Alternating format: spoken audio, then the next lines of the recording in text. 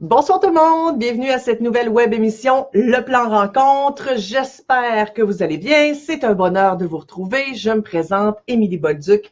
Je suis coach et cofondatrice Le Plan Rencontre. Je vous invite évidemment à vous rendre sur notre site leplanrencontre.com. 7 $ pour vous abonner. Vous pouvez vous désabonner en tout temps. Chez nous, pas question de payer 6 mois ou 12 mois d'avance parce que si vous êtes 12 mois sur notre site, un, ça veut dire que ça ne fonctionne pas et deux, on ne veut pas que vous soyez pris au piège. De plus, depuis la semaine dernière, nous avons une nouveauté, le cabinet conseil chasseur de belles têtes, le plan privé. Donc, c'est unique. C'est une façon pour vous de vous faire présenter des gens qui sont compatibles avec ce que vous recherchez. Alors, comment ça fonctionne en gros? Nous allons faire une rencontre, vous et moi. On va discuter, on va aller voir qu'est-ce que vous voulez, qu'est-ce que surtout vous ne voulez plus.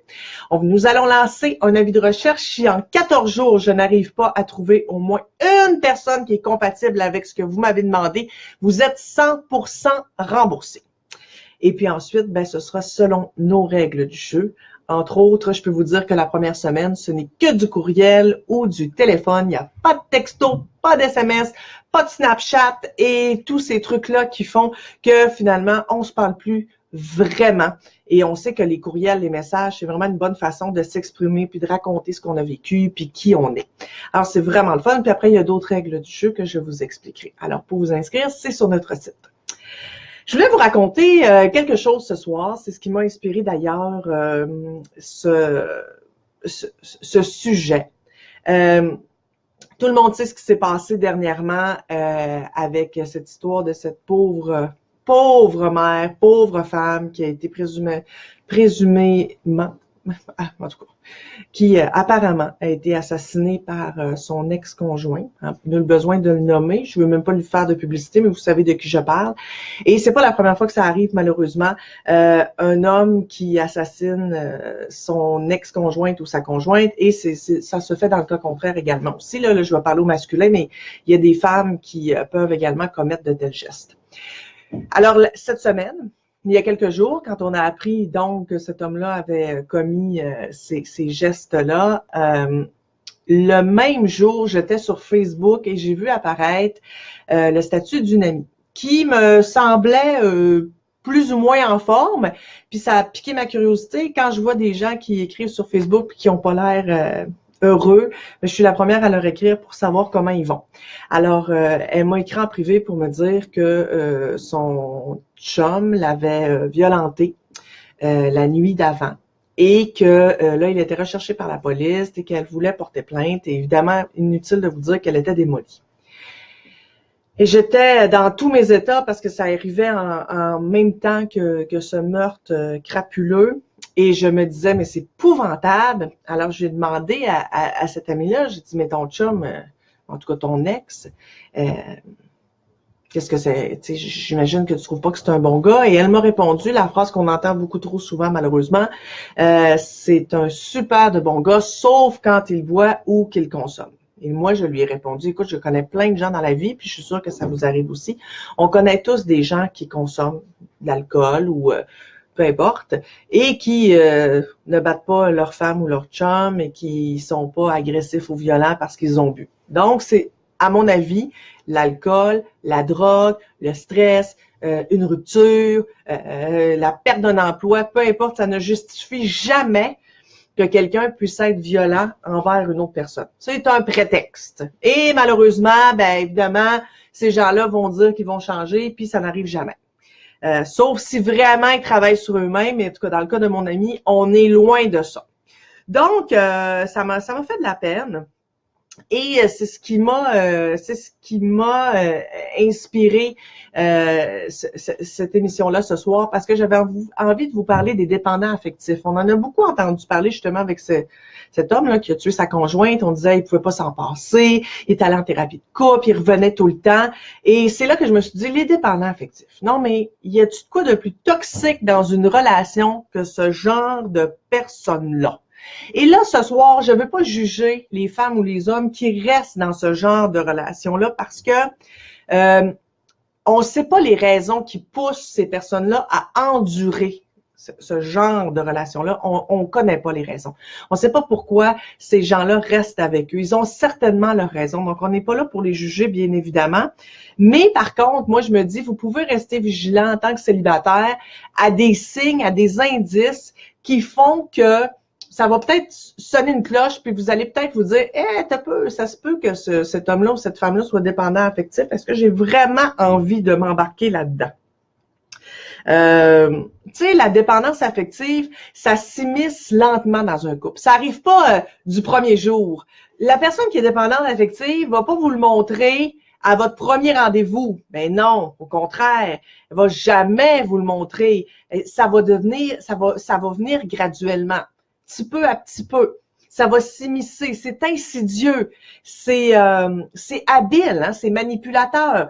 Donc, c'est difficile au début de vraiment être certain que c'est ce qu'on est en train de vivre. Est-ce qu'on est vraiment en train d'être en couple avec une personne qui est dépendante affective? C'est difficile, on se pose des questions. Et à partir du moment où on est là-dedans, mais des fois, c'est pas évident de déguerpir puis de s'en aller. Même si je vous le conseille fortement parce que habituellement, ce ne sont pas des relations qui sont saines. L'autre est toxique, va vous ruiner votre vie. Puis si vous restez avec cette personne-là, probablement que vous allez vous en vouloir puis vous n'aurez pas du bon temps.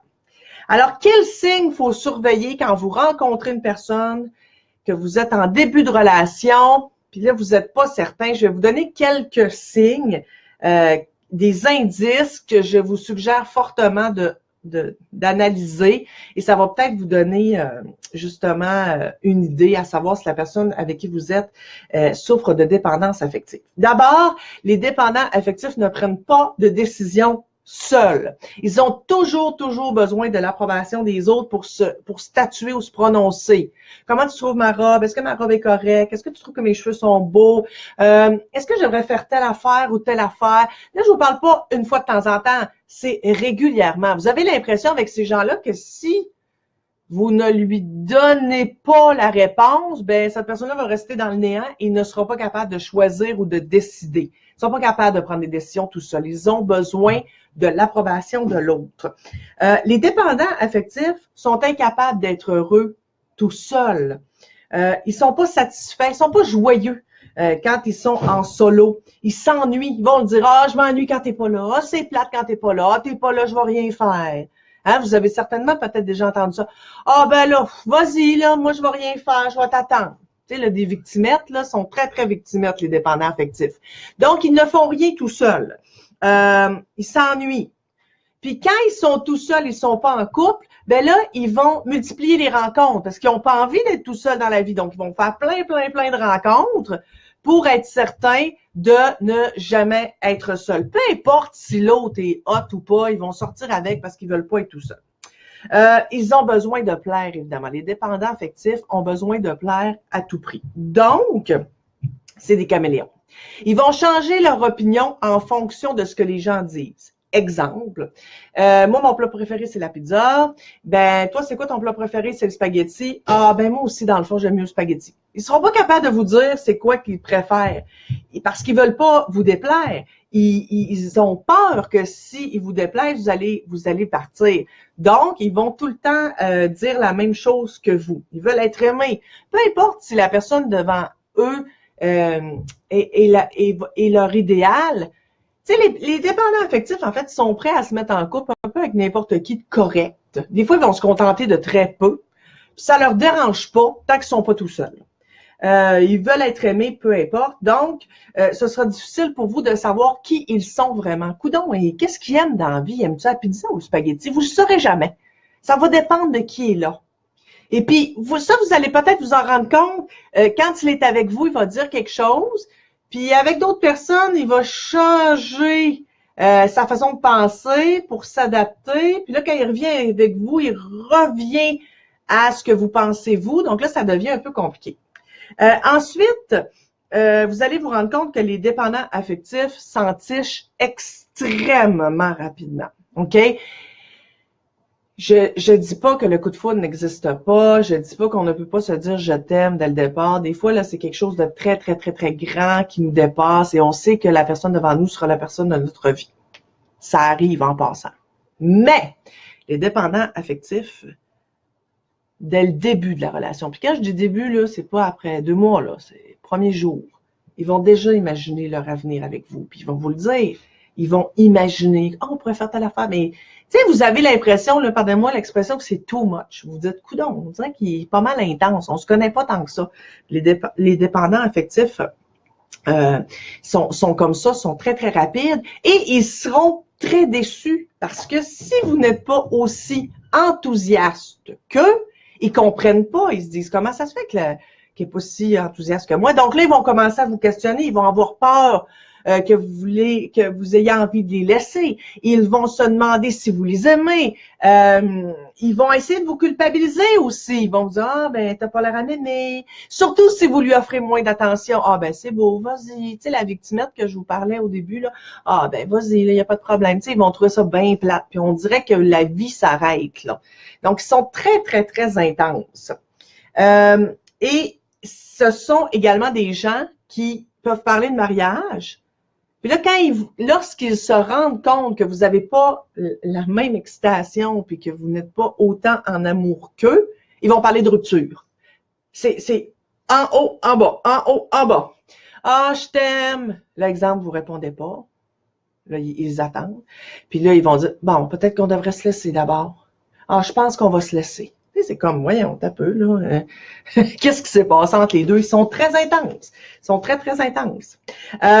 Ils sont évidemment très insécures. Vous avez besoin de les rassurer continuellement. Hein? Justement, les mots d'amour. Et les personnes dépendantes affectives ne vous diront pas « je t'aime », puis elles vont partir, elles vont attendre, comme un chien qui attend son os, que vous répondiez, vous, « ah ben moi aussi je t'aime ».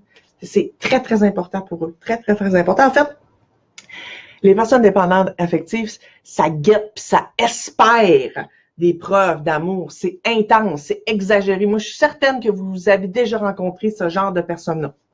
Évidemment, la plupart du temps, les gens qui sont dépendants affectifs sont jaloux et possessifs. Ils sont habiles, par contre, ils sont manipulateurs. Donc, vous ne verrez pas leur vrai visage dès le départ. Je vous le dis, ça va venir tranquillement, lentement. Et au fil du temps, ils sont tellement bons que vous allez faire de moins en moins de choses avec les autres. Vous allez vous sentir coupable quand vous allez sortir. Donc, pour pas laisser l'autre dans une mare de pleurs parce qu'il peut pas vivre sans vous, ben vous allez rester avec le soir parce que vous voulez pas lui déplaire. Vous savez que ça va lui faire de la peine. Alors là, vous savez plus quoi faire. Tu sais, là, c'est très intense, mais c'est très, très, c'est très subtil, hein? Parce que si c'était pas subtil, après 2 jours, vous diriez « es-tu malade? » puis vous partiriez. Donc, ils le savent, ils sont manipulateurs, sont habiles. Si vous êtes en relation avec ce genre de personnes-là, je vous le dis, soyez pas surpris, ils vont probablement fouiller votre profil Facebook, votre téléphone, vos courriels, ils vont essayer de regarder tout ça. Ils vont peut-être vous dire « c'est quoi ton mot de passe Facebook? » Puis là, vous allez dire « ben, ça me tente pas de te le dire, pourquoi t'as-tu quelque chose à cacher? » Là, ils vont vous faire sentir mal, puis ils vont dire « ben, non. » Mais je vous le dis, ces personnes-là ne peuvent pas avoir confiance en vous. Les personnes dépendantes affectives n'ont pas confiance en elles. Donc, c'est impossible qu'elles aient confiance en vous d'abord. C'est un gros manque de confiance. Bon, maintenant que vous vous rendez compte que vous êtes en relation avec ce type de personnes-là et que vous vous êtes fait attraper, vous êtes pris au piège, votre vie est empoisonnée parce que vaut mieux le dire, c'est hyper toxique. Ben moi, je vous donne un conseil ultime, pensez tout de suite à la rupture. Au début là, de votre relation avec cette personne-là, vous avez fait des concessions. Vous avez accepté. Vous n'êtes pas allé prendre un café avec votre amie de fille parce que votre chum était piteux sur le divan, puis vous vous êtes dit, ben j'irai pas parce que quand je vais revenir, il va être fâché. Il a réussi à vous faire sentir coupable. Il avait quand même donné votre mot de passe Facebook parce que vous avez rien à cacher. Vous avez fait des concessions, mais là, vous en avez marre des concessions, puis vous vous dites, coudonc. Ça va faire, j'aimerais ça avoir une personne qui a confiance en elle puis qui est un peu saine. Alors, vous pensez à la rupture, ben c'est le moment. C'est le moment. Et je veux vous le dire immédiatement, laissez cette personne-là le plus vite possible. Et je vous avertis, cette personne-là va s'accrocher à vous comme une tique qui s'accroche sur la peau des chiens l'été. Elle va s'accrocher à vous comme une sangsue. Et jamais, jamais, jamais vous devez renoncer à avoir quitté cette personne-là. S'il vous plaît, n'allez pas prendre le 8e café avec cette personne-là en essayant de lui expliquer encore une fois pourquoi vous la laissez. Ne répondez pas à son 20e texto de la journée pour lui dire pourquoi vous n'êtes plus avec. Vous flushez, vous coupez le cordon, c'est terminé. Parce que cette personne-là, elle va continuer, elle va continuer, elle va continuer. Je vous jure, elle va prendre toute votre énergie. À un moment donné, vous ne serez plus capable. Elle va probablement vous parler de dépression, de suicide, qu'elle ne vivra plus sans vous. Hey, come on, ça fait 2 mois que vous êtes ensemble. Elle va s'en sortir. C'est pas de votre faute. Elle va vous faire sentir coupable. Mais retenez que ce n'est pas de votre faute si cette personne-là n'est pas bien dans sa peau et qu'elle n'arrivera pas à survivre à cette rupture. Faites-vous-en pas, elle va survivre. Probablement que d'ici 1 semaine, elle va aller se raccrocher à un autre poisson. Puis j'espère que ce sera pas vous. Donc, je vous le dis, quand vous coupez le cordon, la relation avec une personne comme ça, vous ne revenez jamais, jamais, jamais.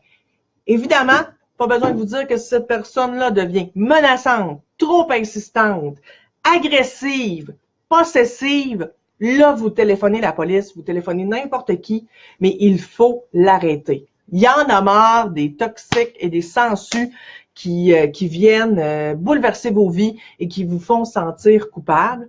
Hein? Vous valez, vous savez ce que vous valez, vous êtes une personne bien, vous êtes célibataire et vous méritez ce qu'il y a de mieux. Donc, allez pas piger dans la talle des dépendants affectifs qui vont vous rendre la vie dure. Sur ce, je vous souhaite de passer une excellente soirée. Si vous avez des questions, des commentaires, des suggestions, vous pouvez le faire ici via le Facebook Live et évidemment sur notre site internet leplanrencontre.com. Et profitez-en pour aller voir nos avis de recherche. On a une fille de Trois-Rivières qui cherche un gars dans la trentaine, la belle Daisy, et on a un gars du Saguenay qui cherche une fille qui va être capable de le challenger.